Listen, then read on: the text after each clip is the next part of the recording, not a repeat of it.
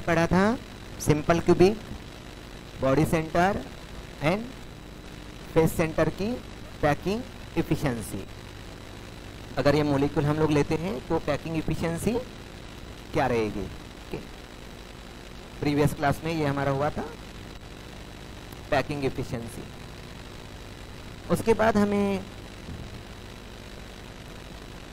और एक दो फार्मूलेज देकर हैं। आफ्टर द पैकिंग इफिशिएंसी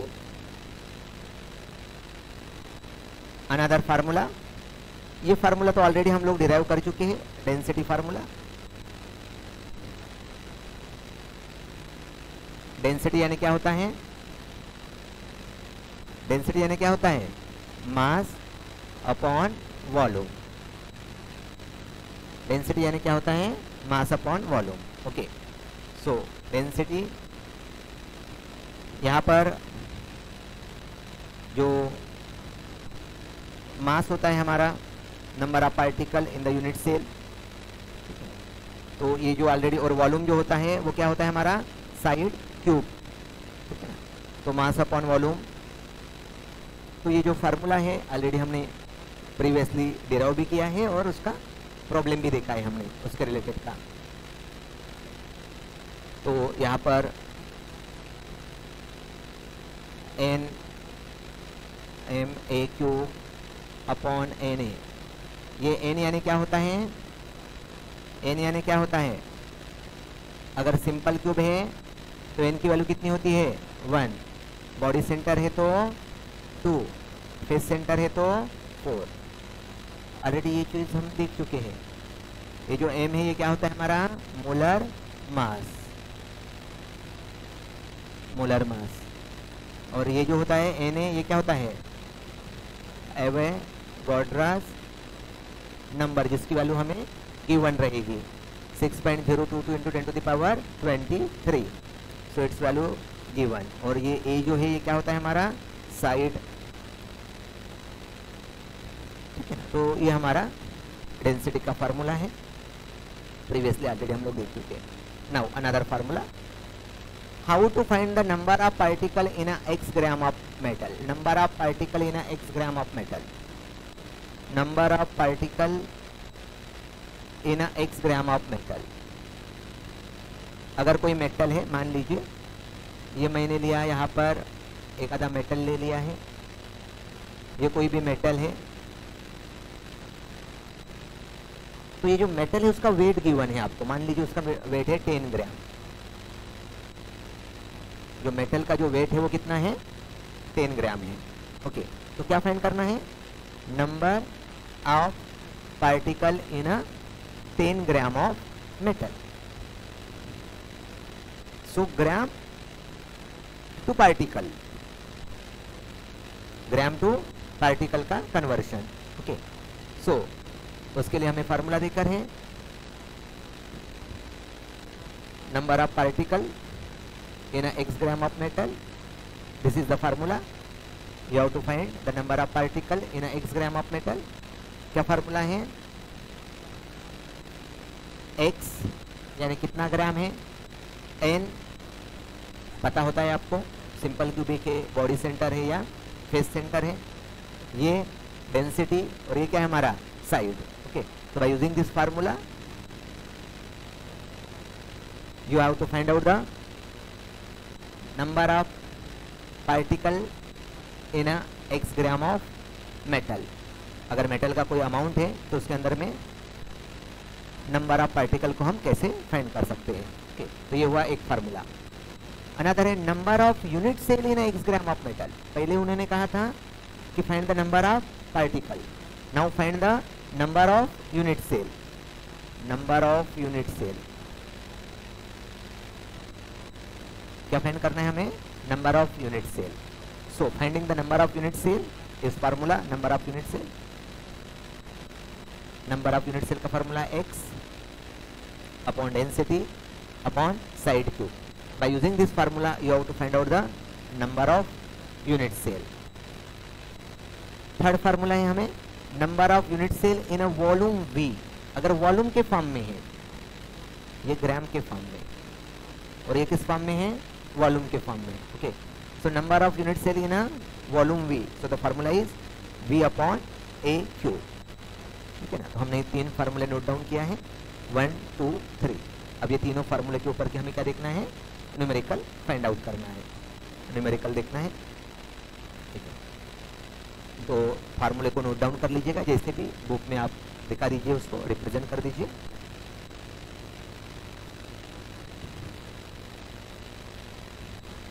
पहले हमने फार्मूले समझने की कोशिश किया कि वो फार्मूलेस क्या हैं। पहले हमने फार्मूलेस, अब हम उसके रिलेटेड के प्रॉब्लम्स देखेंगे। ये formula number of particle,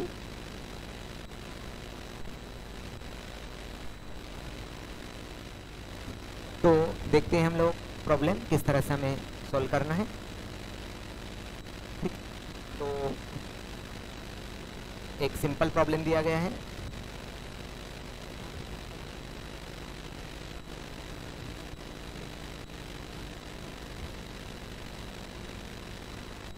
A compound made up of elements C and D in FCC structure, C and D से आप एक FCC स्ट्रक्चर बना रहे, C and D। By using the molecule C and D, you have to prepare a FCC structure. Atoms of C are present at the corner. C कहाँ पर present है, corner पर present है। मतलब मान लीजिए ये आपका क्यूब है,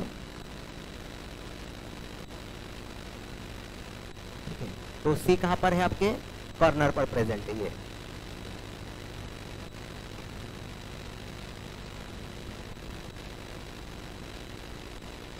C at the corner and D are at the faces।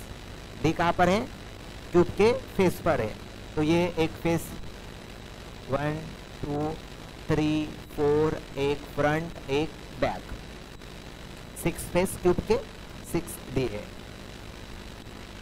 What is the formula of the compound? क्या होता है, कंट्रीब्यूशन क्या होता है जब आप इसको रिमूव करते हैं सेंटर पार्ट को? तो आपका जो सी है, सी का कंट्रीब्यूशन कैसे होता है उसमें, 1/8 × 8 इक्वल टू 1। सी का कंट्रीब्यूशन 1। डी कैसे कंट्रीब्यूट होता है, कितना आता है, हाफ पार्ट आएगा ना उसमें। ऐसे कितने पार्ट होते हैं, 6। सो डी का कंट्रीब्यूशन कितना है, 3। So what is the formula of the compound, C1D3। It is very simple. You have to find out the what is the formula of the compound. तो ये उसका आपका आंसर है, बहुत ही सिंपल।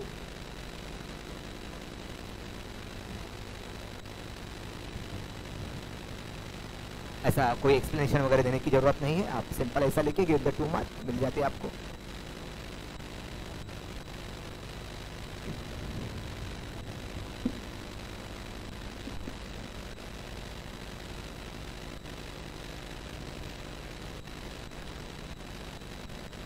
सेम वैसा ही और एक दिया गया है, पहले उसको देखते हैं हम लोग,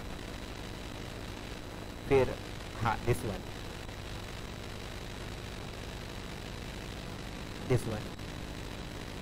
सेम वैसा ही है।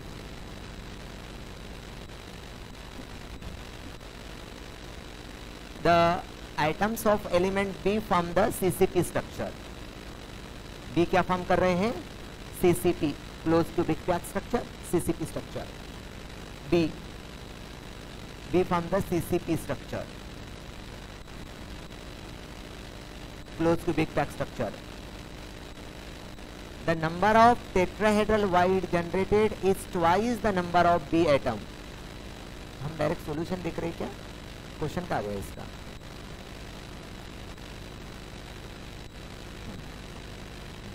बोले इधर का आ गया। A compound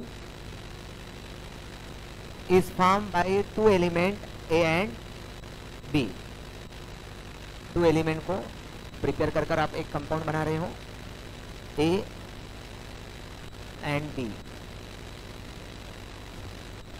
The atoms of element of B form CCP structure. Okay.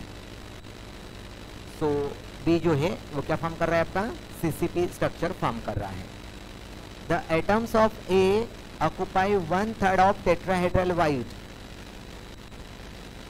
A occupy 1/3 of tetrahedral wide. Tetrahedral wide. What is the formula of the compound? What is the formula of the compound? ठीक है ना. तो मैं आप लोगों को पढ़ाया था packing efficiency, arrangement of molecule. आप लोग कुछ एब्सेंट होंगे तो शायद नहीं पता. हाँ, ये फिर से बता रहा हूँ. सो CCPRFCC स्ट्रक्चर.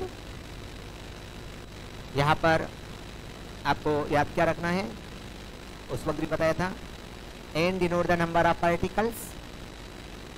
अगर किसी भी कंपाउंड के अंदर में टेट्राहेड्रल वाइड है, इसका मतलब उसके अंदर में ऑक्टाहेड्रल वाइड रहेगी ही. अगर टेट्राहेड्रल वाइड है तो ऑक्टाहेड्रल वाइड रहेगी ही. तो उसका रिलेशन क्या है? Tetrahedral void is two n and that of octahedral void is n. अगर ऑक्टाहेड्रल वाइड अगर एक है तो टेट्राहेड्रल वाइड कितने रहेंगे? 2 रहेंगे. ये उसका रिलेशन है. तो ये टेट्राहेड्रल है, मतलब उसके अंदर में ऑक्टाहेड्रल रहेगा ही. तो ऑक्टाहेड्रल 1 है और टेट्राहेड्रल 1/3 है. तो वो अगर ये 1 है तो ये कितना रहेगा? 2. तो ये जितना भी होगा ये क्या बन जाएगा? 2 बन जाएगा. जितना भी है वो कितना बन जाएगा? 2 बन जाएगा. 1/3 तो जितना भी है उसका क्या बन जाएगा? डबल बन जाएगा वो. ठीक है. तो ये हमारा रिलेशन है किसका? Tetrahedral void and that of the octahedral wide. Tetrahedral और या ऑक्टाहेड्रल का हमारा रिलेशन है. टेट्राहेड्रल वाइड एक है, ऑक्टाहेड्रल वाइड अगर 1 है तो हमारा टेट्राहेड्रल वाइड कितना रहेगा? 2 रहेगा. Tetrahedral void is 2n and the octahedral void is n. Okay, वो याद रखना है. अब इसका यूज कर वो जो न्यूमेरिकल है वो उसको हम सॉल्व कर सकते हैं. तो structure close cubic pack structure, hexagonal cubic pack structure, ये हम यहाँ पर पढ़े थे, आप लोग नहीं थे. ये पूरा ये देखिए ना, ये यहाँ पर पूरा वो था. Hexagonal close pack, cubic close pack structure, ये जो स्ट्रक्चर बनते हैं. बहुत सारे बच्चे एब्सेंट थे उस दिन पैकिंग ये जब हमने ये अरेंजमेंट देखा था.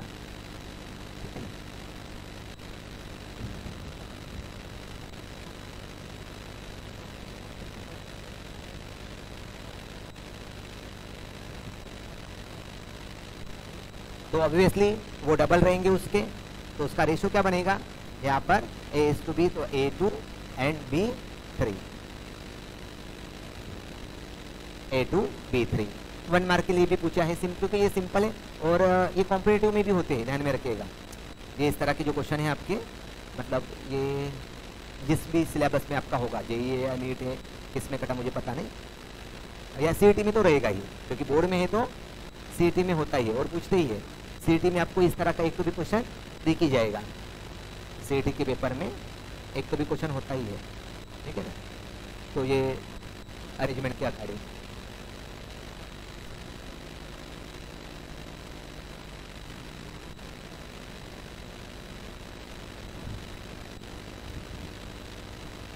Then next problem, niobium form BCC structure. आपके पास नायोबियम है, कौन सा स्ट्रक्चर फॉर्म कर रहा है? BCC structure. ठीक है ना, BCC स्ट्रक्चर है. तो ध्यान में रखना है, BCC स्ट्रक्चर है तो n की वैल्यू क्या रहेगी? सिंपल क्यूबिक है तो 1, बॉडी सेंटर है तो 2.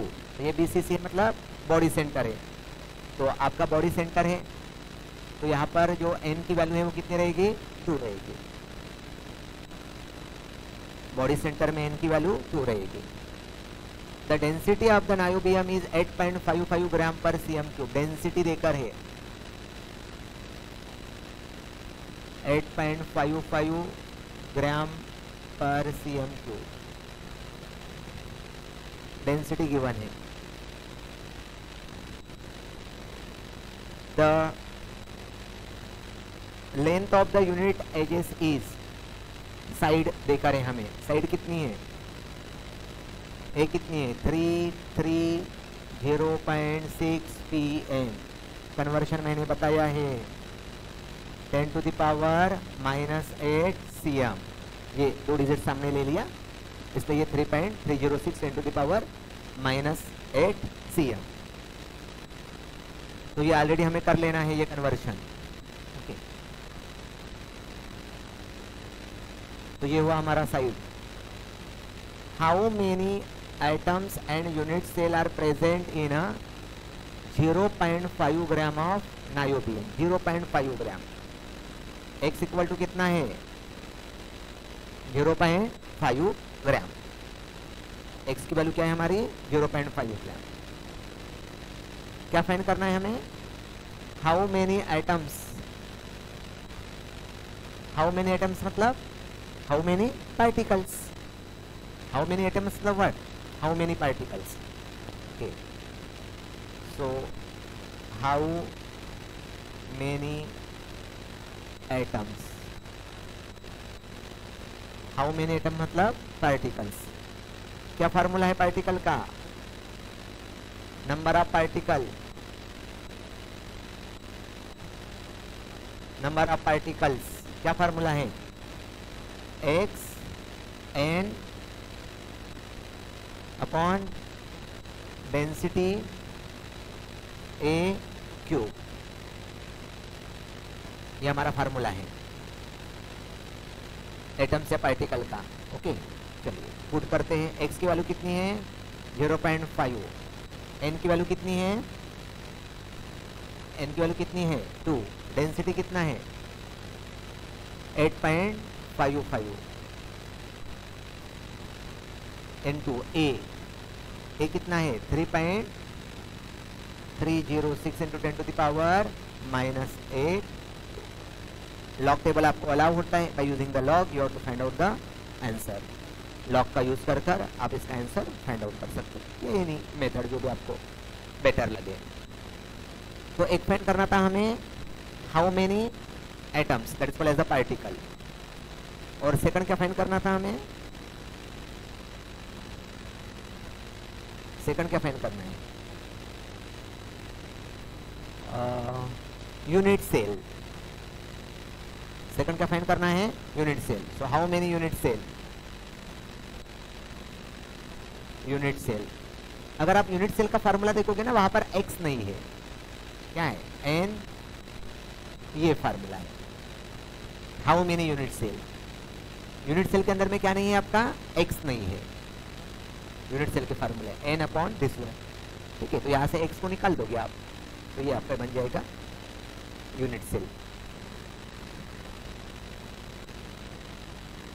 तो ये था हमारा problem, how many items and the unit cell are present in 0.5 gram of niobium. दोनों के फार्मूले में डिफरेंस, यहाँ पर x है, यहाँ पर x नहीं है। तो जब आप उसका कैलकुलेशन करोगे तो अगर आप x रखोगे ही नहीं, मतलब उसको छोड़कर कैलकुलेट करोगे, तो आपका एक ही कैलकुलेशन में काम हो जाएगा। देन नेक्स्ट प्रॉब्लम है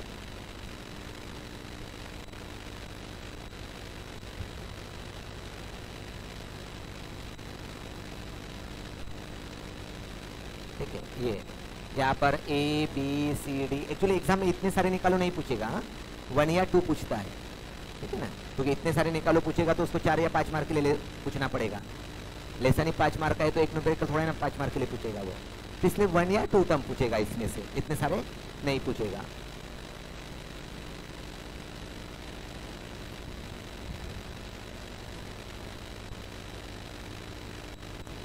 चलिए क्या निकालना है, the unit cell of a metallic silver is FCC structure.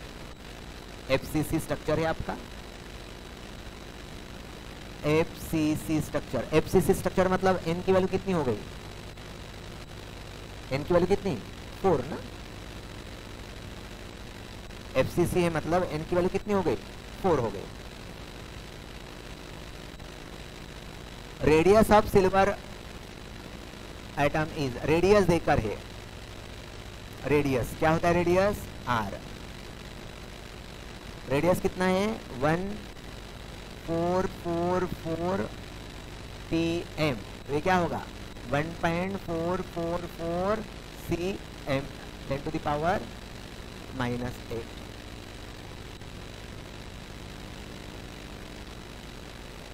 Radius क्या निकालना है?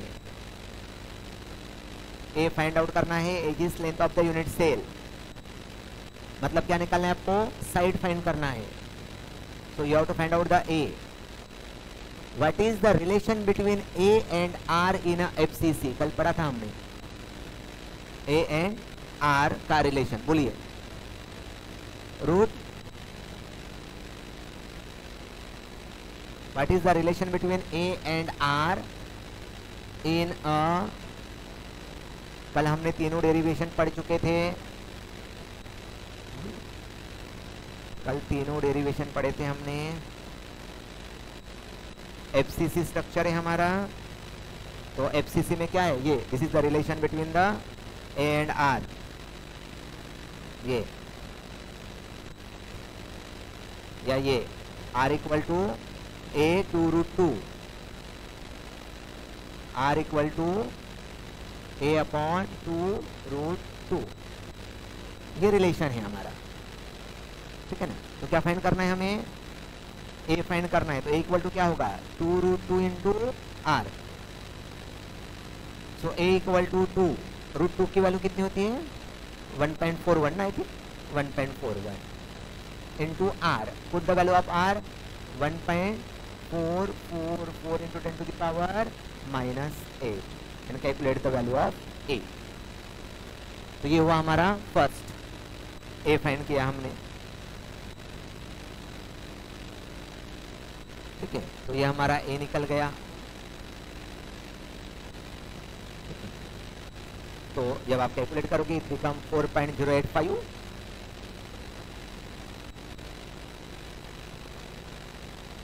तो ये निकला फर्स्ट हमारा ए। यहां पर हमें फार्मूले पता होना चाहिए। सेकंड क्या फाइंड करना है हमें? Second volume of silver atom, volume of silver atom, volume of silver atom यानी volume of sphere, volume of sphere ना, कल देखा था, volume of silver atom, volume of silver atom यानी वॉल्यूम ऑफ स्फीयर। क्या होता है फार्मूला?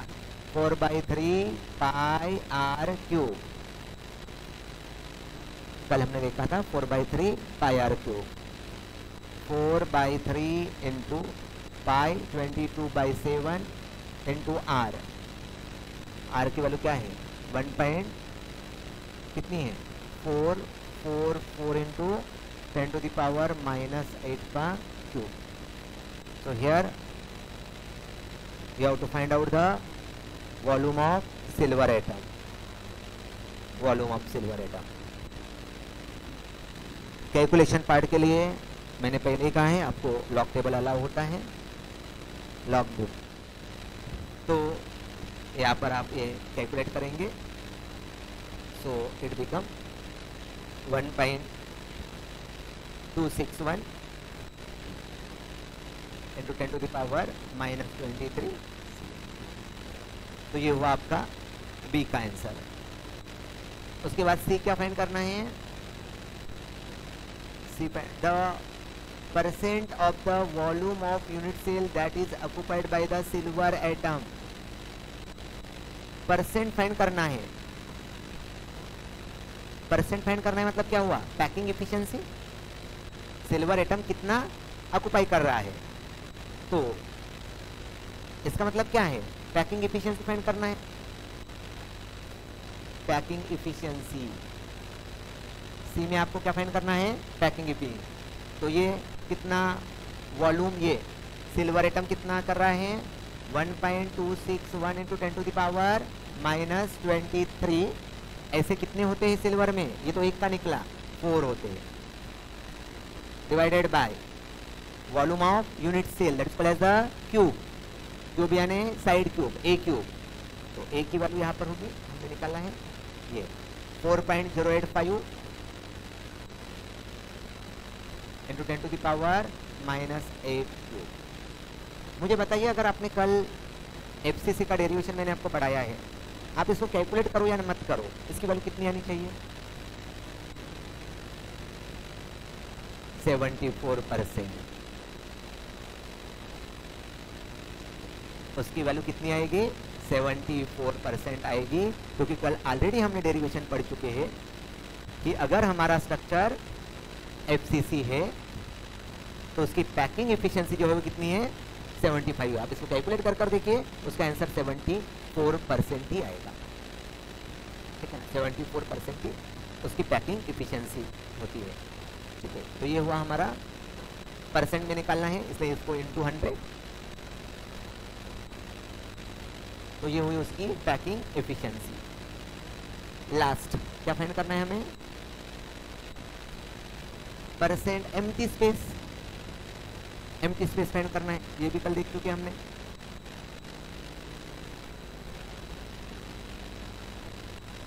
एम्प्टी स्पेस कैसे निकालते हैं 100 माइनस 74, so it become 26%, तो ये निकलेगा हमारा 26%। तो एक्चुअली इतना 4 फाइंड करने के लिए जनरली न्यूमेरिकल नहीं पूछते हैं, उसमें 1 2 टर्म 3 टर्म इस तरह के हो सकते हैं, इतने सारे नहीं रहेंगे।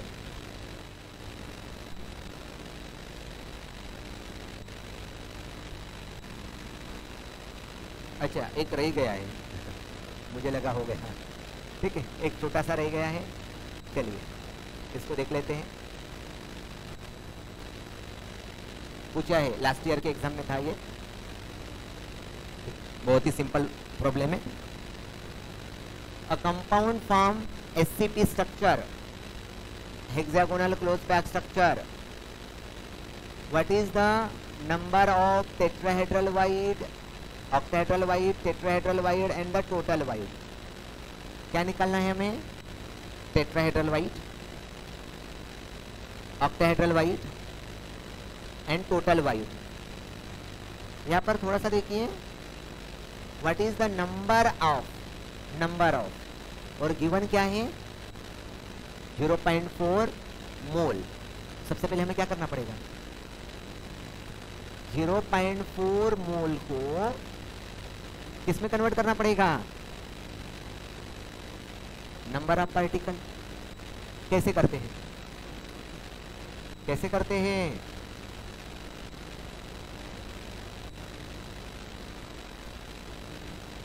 एवोगाड्रोस नंबर से अगर आप उसको मल्टीप्लाई कर देते हो तो वो क्या बन जाएगा, नंबर में कन्वर्ट हो जाएगा। तो सबसे पहले ये जो मोल है, मोल को क्या करना पड़ा हमें, तो ये नंबर बन गए, तो ये आपके नंबर बने अब, तो इतने, तो 0.4 मोल यानी इतने नंबर, ये नंबर बन गए, ठीक है, ये नंबर। अब क्या निकालना है आपको, ऑक्टाहेड्रल वाइड, ऑक्टाहेड्रल वाइड क्या होता है, अगर ऑक्टाहेड्रल वाइड एक है तो टेट्राहेड्रल वाइड 2 रहेंगे, मतलब ऑक्टाहेड्रल वाइड ये जो है बी है वो क्या रहेगा आपका ऑक्टाहेड्रल वाइड, तो ये हुआ आपका ऑक्टाहेड्रल वाइड। जितना भी नंबर निकला है वो क्या है आपका ऑक्टाहेड्रल वाइड। ऑक्टाहेड्रल वाइड एक है तो टेट्राहेड्रल वाइड कितना रहेगा 2, तो ये क्या होगा 2 into 0.4 into 6.022 into 10 to the power 23, तो ये निकला ऑक्टाहेड्रल वाइड, ये निकला आपका tetrahedral void. Octahedral void and tetrahedral void. Now total void क्या करोगे, क्या करोगे, टोटल वाइड के लिए क्या करोगे, octahedral plus tetrahedral, get the total weight. इस तरह के छोटे क्वेश्चन पूछने के चांसेस बहुत ज़्यादा होते हैं, क्योंकि वो उसमें 1 मार्क के लिए भी पूछ सकता है आपको, कोई एक आधा पूछेगा तो 1 मार्क का। मान लीजिए आपको यहाँ पर पूछा ऑक्टाहेड्रल वाइड निकालो, तो वो 1 मार्क का बन जाएगा। तो इस तरह के क्वेश्चन पूछने के चांसेस बढ़ते हैं, इसलिए बढ़ते हैं क्योंकि कंसेप्ट भी यूटिलाइज होता है और उसका 1 मार्क का काम भी हो जाता है। मतलब 1 मार्क के बदले में आपको पैकिंग इफिशिएंसी का कंसेप्ट यूटिलाइज करना पड़ा। तो इसलिए जब वो पेपर बनाते हैं तो ये देखते हैं कि कम मार्क में ज़्यादा कंसेप्ट कैसे अप्लाई हो बच्चों के, मतलब मार्क कम देना पड़े और कंसेप्ट ज़्यादा यूटिलाइज हो।